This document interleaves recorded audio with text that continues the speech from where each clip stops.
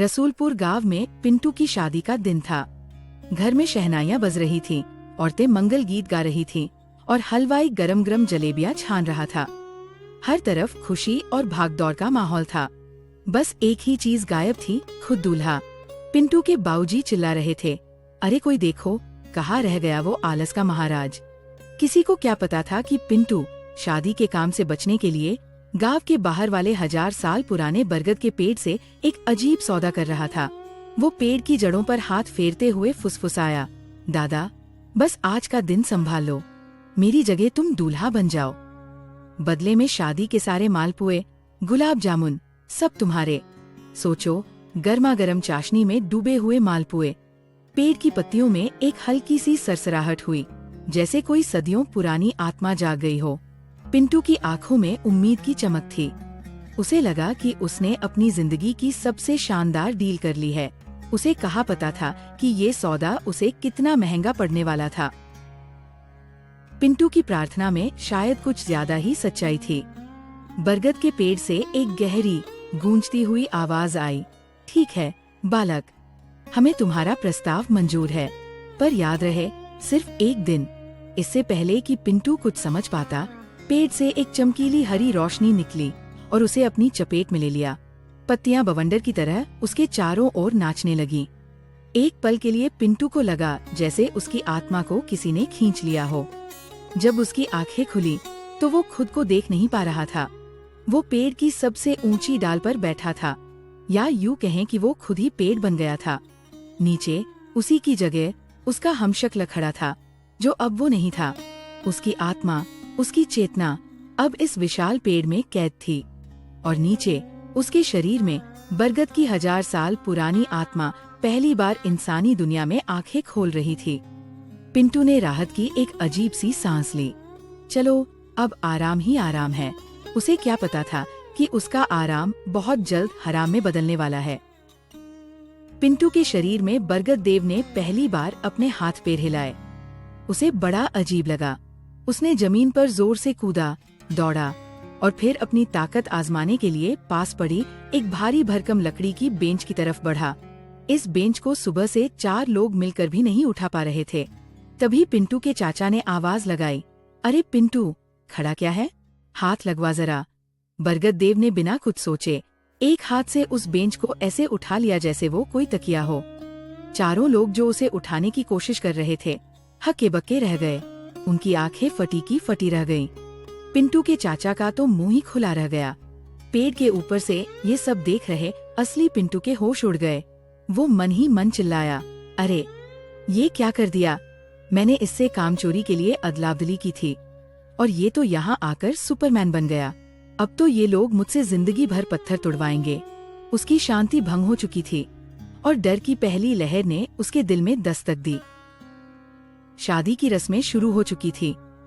बरगद देव पिंटू के शरीर में हर काम फुर्ती से कर रहा था। पंडित जी जो भी कहते वो बिना आनाकानी के मान लेता। रिश्तेदारों के पैर छूता, बच्चों को प्यार से गोद में उठाता। सब लोग हैरान थे। पिंटू की माँ ने तो खुशी से आंचल में आंसू ही पोंछ लिए। मेरा बेटा आज कितना बदल गया है। पर एक इंसान था जिसकी आंखों में हैरानी नहीं, शक था। वो थी रूपा, पिंटू की होने वाली दुल्हन। जब उसने मजाक में पिंटू का वो खास नाम लिया जो सिर्फ वो जानती थी, आलसी राम, तो पिंटू ने कोई प्रतिक्रिया नहीं दी। उसने बस रूपा को घूर कर देखा और फिर पास रखी मिठाई की प्लेट पर टूट पड़ा। रूपा को एक अजीब सी सहरन हुई। ये पिंटू जैसा दिखता था, इसकी आवाज पिंटू जैसी थी, पर इसकी आंखों में वो शरारत नहीं थी। वो मन में बोली, ये पिंटू तो है, पर ये मेरा वाला पिंटू नहीं है। शक का एक छोटा सा बीज उसके दिल में बोया जा चुका था। शादी का भोज खत्म हुआ। सूरज ढलने लगा था। समझौते के मुताबिक अब अदलाबदली का समय था। पेड़ में कैद पिंटू बेसब्री से इंतजार कर रहा था। उसने देखा कि बरगद देव पेड़ पर हाथ फेरते हुए मंडप से उठा और टहलता हुआ पेड़ की तरफ आया। पिंटू ने राहत की सांस ली, लेकिन बरगद देव पेड़ के नीचे रुका नहीं। वो बस मुस्कुराया और फिर उसकी नजर रूपा पर पड़ी जो अपनी सहेलियों के साथ हंस रही थी। देव की आंखों में एक अजीब सी चमक आई जो भूख से अलग थी। वो एकटक रूपा को देखने लगा। उसने पिंटू के शरीर से कहा, 1000 साल से मैंने सिर्फ पत्थर और मिट्टी देखी है, आज मैंने इंसान, उनका स्वाद और उनकी खूबसूरती देखी है। ये शरीर, ये दावत और ये दुल्हन, अब सब मेरा है। ये कहकर वो वापस शादी की भीड़ में चला गया। पेड़ पर बैठे पिंटू का दिल डूब गया। उसे समझ आ गया था वो धोखा खा चुका था। अब वो हमेशा के लिए एक पेड़ बनकर रह जाएगा। रात घिर आई थी। पिंटू की चेतना पेड़ की खुरदरी छाल और पत्तियों में कैद थी। वो चिल्लाना चाहता था, लेकिन उसकी आवाज सिर्फ पत्तियों की सरसराहट बनकर रह जाती थी। नीचे उसके घर में ढोलक बज रही थी, फेरों की तैयारी हो रही थी। वो अपनी ही शादी का मेहमान बनकर रह गया था, वो भी एक ऐसा मेहमान जो हिल भी नहीं सकता। उसका मन घबराहट से भर गया। आलस में शुरू किया गया एक छोटा सा मजाक अब उसकी पूरी जिंदगी पर भारी पड़ रहा था। उसने सोचा, मैं इस पेड़ की ताकत से लड़ नहीं सकता। वो 1000 साल पुराना है, मैं सिर्फ 24 साल का। ताकत से नहीं, दिमाग से। मुझे दिमाग लड़ाना होगा। पहली बार पिंटू को अपने आलसी दिमाग पर जोर डालने की जरूरत महसूस हुई। वो अब सिर्फ एक कामचोर नहीं था, वो एक कैदी था जिसे अपनी आजादी, अपनी जिंदगी और अपनी दुल्हन को वापस पाने के लिए एक असंभव योजना बनानी थी। और उसके पास समय बहुत कम था। रूपा का मन बेचैन था। पिंटू का बदला हुआ व्यवहार उसे खाए जा रहा था। वो ना उससे ठीक से बात कर रहा था, ना उसके किसी मजाक पर हंस रहा था। वो बस एक सुंदर कठपुतली की तरह लग रहा था। एक अनजानी सी बेचैनी उसे खींचकर घर के आंगन से बाहर ले आई। वो टहलते हुए उसी पुराने बरगद के पेड़ की तरफ चली गई, जिसके बारे में पिंटू अक्सर बातें करता था। पेड़ के नीचे पहुंचकर उसे कुछ अजीब लगा। हवा बिल्कुल शांत थी, फिर भी पेड़ की पत्तियां बेचैनी से हिल रही थी। तभी उसकी नजर जमीन पर पड़ी एक चीज पर गई। वो पिंटू का छोटा सा रूमाल था, जिसके कोने पर रूपा ने खुद पी अक्षर काढ़ा था। पिंटू इसे हमेशा अपनी जेब में रखता था। रूपा ने रूमाल उठाया। उसे लगा जैसे पेड़ उसे कुछ बताने की कोशिश कर रहा है। उसने धीरे से आवाज लगाई, पिंटू। जैसे ही रूपा ने पिंटू का नाम पुकारा, पेड़ में एक अजीब सी हलचल हुई। पिंटू ने अपनी पूरी ताकत, अपनी पूरी चेतना को इकट्ठा किया। उसने उन पत्तियों को हिलाने की कोशिश की जो रूपा के सबसे करीब थी। 1, 2, 3 और फिर एक लंबा ठहराव। ये उनका गुप्त संकेत था। जब भी पिंटू अपनी माँ की डांट से बचने के लिए कोई बहाना बनाता था, तो वो रूपा को बताने के लिए 3 बार पलकें झपकाता था। रूपा की सांस रुक गई। उसने कांपते हुए होठों से फिर पूछा, पिंटू, क्या तुम इसके अंदर हो? जवाब में पेड़ की पूरी डाल जोर से 3 बार हिली। रूपा की आंखों में आंसू आ गए। ये डर के नहीं, बल्कि सच्चाई पता चलने के आंसू थे।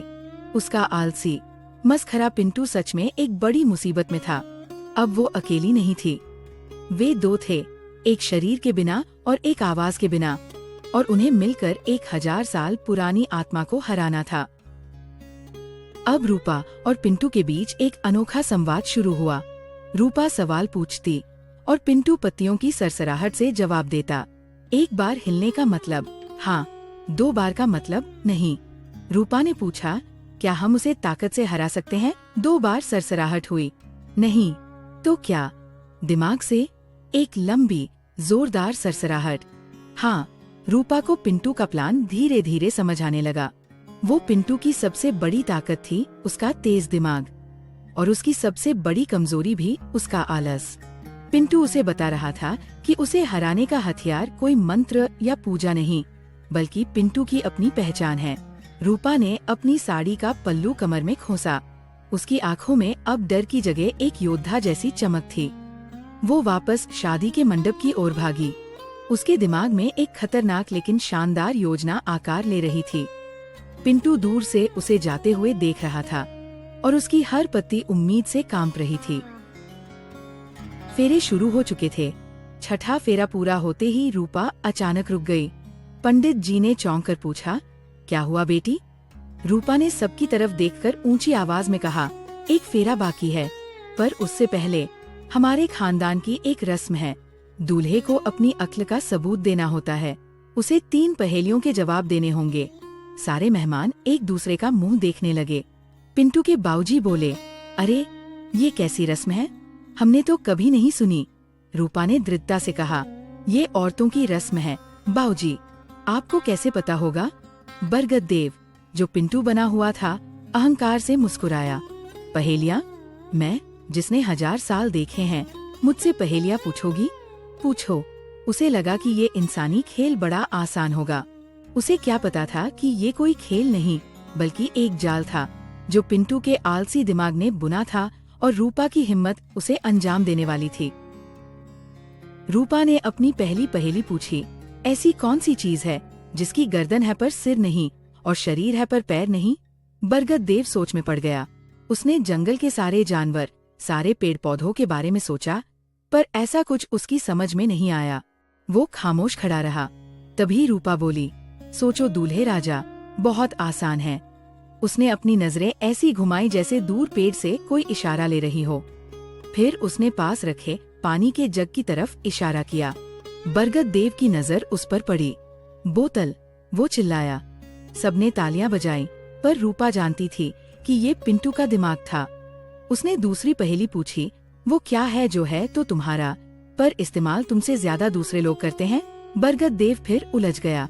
उसकी तो कोई चीज ही नहीं थी, वो तो खुद ही सब कुछ था। रूपा ने मुस्कुराकर कहा, आपका नाम? पिंटू जी। देव को गुस्सा आया। उसे लग रहा था कि उसका अपमान हो रहा है। वो समझ नहीं पा रहा था कि इन आसान से सवालों में वो क्यों फंसता जा रहा है। अब आखिरी सवाल की बारी थी। रूपा ने सीधी भेदती नजरों से पिंटू को देखा और पूछा, पिंटू के लिए दुनिया की सबसे मीठी चीज क्या है जो उसे अपनी माँ की डांट से भी ज्यादा प्यारी है? बरगद देव की आंखों में चमक आ गई। ये सवाल स्वाद के बारे में था और भोज के बाद वो खुद को स्वाद का विशेषज्ञ समझ रहा था। वो आत्मविश्वास से बोला, जलेबी नहीं, गुलाब जामुन या शायद मालपुआ। रूपा ने धीरे से अपना सिर नामे हिलाया। नहीं, दुनिया की सबसे मीठी चीज पिंटू के लिए है दोपहर की 2 घंटे की गहरी नींद। मंडप में एक पल को सन्नाटा छा गया और फिर सब लोग हंस पड़े। ये इतना सच्चा और इतना पिंटू वाला जवाब था कि कोई भी नकली इंसान इसका अंदाजा नहीं लगा सकता था। बरगद देव का चेहरा उतर गया। वो समझ गया कि वो पकड़ा गया है। वो शरीर की ताकत तो चुरा सकता था, पर किसी की आत्मा, उसकी आदतें और उसकी पहचान नहीं चुरा सकता। वो हार गया था। उस रात जब सारे मेहमान जा चुके थे, रूपा और पिंटू के परिवार ने मिलकर चुपचाप अदला बदली की रस्म पूरी की। बरगद देव ने शरीर छोड़ दिया, इस वादे के साथ कि हर साल उसकी शादी की सालगिरह पर पेड़ के नीचे एक शानदार दावत रखी जाएगी। असली पिंटू अपने शरीर में वापस आकर हांफ रहा था। वो थका हुआ था, पर उसकी आंखों में जीत की चमक थी। उसने रूपा का हाथ थामा और बोला, मेहनत तो कोई भी कर सकता है, पर तुम्हारे लिए अक्ल लड़ाने में जो मजा है वो कहीं और नहीं। रूपा मुस्कुराई। उसे हमेशा से पता था कि उसने पत्थर नहीं, एक छिपा हुआ हीरा चुना है। शादी पूरी हुई। पिंटू आज भी आलसी है, पर अब पूरा गांव उसके आलस को उसकी बुद्धिमानी का एक हिस्सा मानता है। और हर साल वो दोनों मिलकर बरगद के पेड़ के नीचे एक बड़ी सी दावत रखते हैं, उस 1000 साल के खाने के दीवाने दोस्त के लिए, जिसने पिंटू को सिखाया कि कभी कभी सबसे बड़ी लड़ाई बिस्तर से उठकर नहीं बल्कि दिमाग चलाकर जीती जाती है। तो दोस्तों, ये कहानी आपको कैसी लगी हमें कमेंट करके जरूर बताएं। अगर आपको ऐसी कहानियाँ पसंद आती है तो कृपया वीडियो को लाइक करें और हमारे चैनल को सब्सक्राइब करें।